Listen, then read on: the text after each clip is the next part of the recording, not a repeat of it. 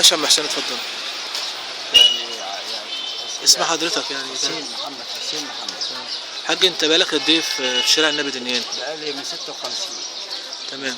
ايه اللي يعني ممكن تدينا نبذه تاريخيه يعني عن الحياه اللي انت عشتها خلال 50 سنه دي؟ يعني في الاول التاريخ ده برضه كان اهم حاجه عندنا كتب التاريخ والادب والهندسه والطب والقانون ده اللي هو العمر كله. كانت الاول زمان قوي يعني مدتنا قبل سنه 56 كان الكتب الفرنساوي والانجليزي اللغات دي كانت ماشيه. كان في عندنا اجانب بقى وكان في شغل جامد قوي. دلوقتي الحمد لله ربنا عوض علينا بالتاريخ والادبيات عندنا والقانون ومؤاخذه والمدارس والخارجي والهندسه والطب والاكاديمي وكل حاجه عندنا. ممكن تصور كل حاجه تشوفها. كل حاجه موجوده عندنا. انت شايف ان في اقبال دلوقتي على الكتاب زي الاول ولا؟ احنا بنشتغل في نوصل للكليات دلوقتي. واللي الطالب يبقى عليه في اقبال عليه مؤاخذه بيجي ياخد حاجات من عندنا، في حاجات كده في اطفال يجي ياخدها كده. هندسه ولسه واحد كتبه هندسه بياخد عنه يعني لازم.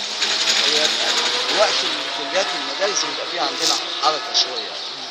طب وايه اللي اختلف زمان عن دلوقتي؟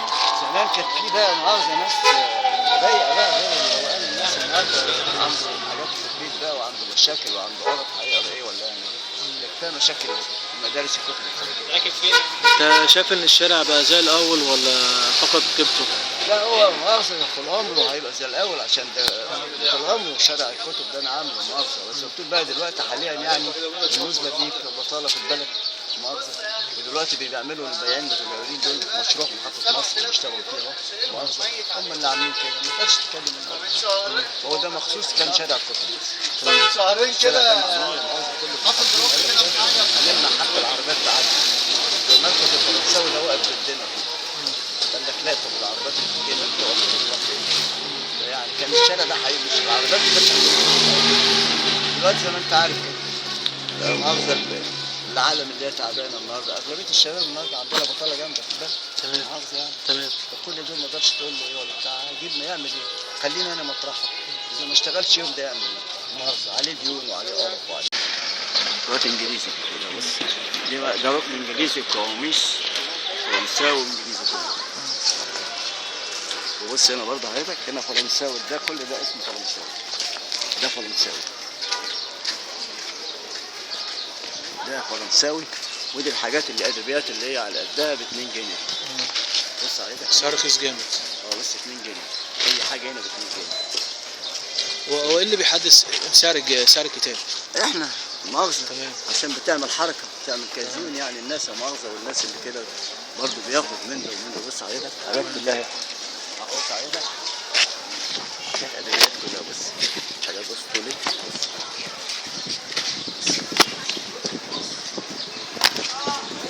حاجات كلها بص كده الشعراوي في حاجات كده برضه 2 جنيه كل ده 2 جنيه. بص كده حضرتك هنا بص حاجات الشعراوي دي برضه حاجات هنا ب 2 جنيه. يعني بص هنا بقى عندي قانون. قانون جوه قانون كل ده قانون. عندي هنا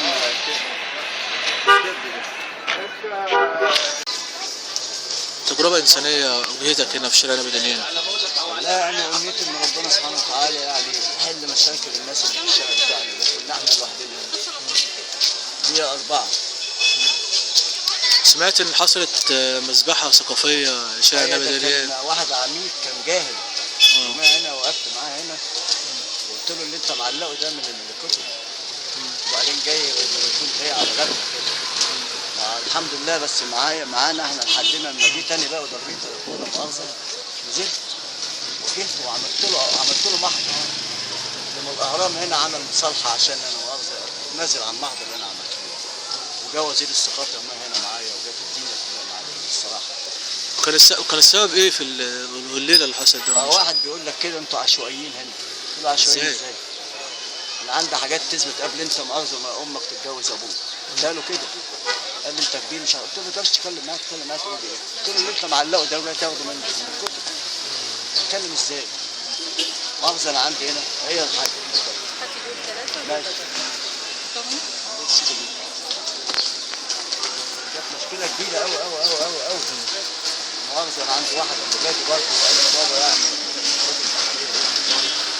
قال لي بابا خلاص معلش اتنازل يا عم خلاص، نزلت عملت مصالحة معاه.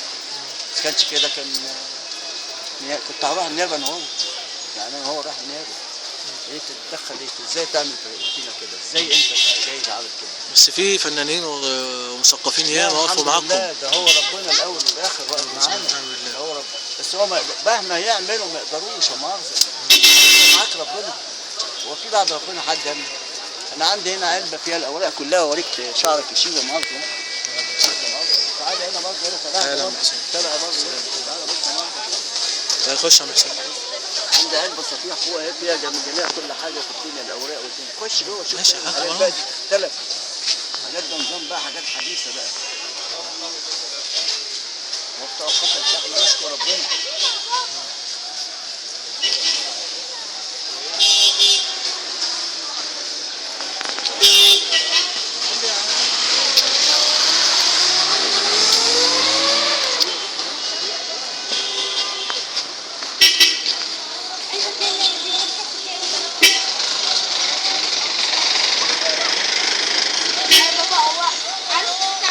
ماشي يا محسن، اتفضل. يعني انت مؤاخذه بص، حاجات بعشرات دي. في كتب زي ب 10 جنيه. في كتب جايه لكم من بره؟ امال بشتري، باخد حاجات من الجمارك انا. في حاجات بتفضل تيجي في الجمارك تشتري بتبقى محجوزه عليها، انا واخد حاجات من الجمارك.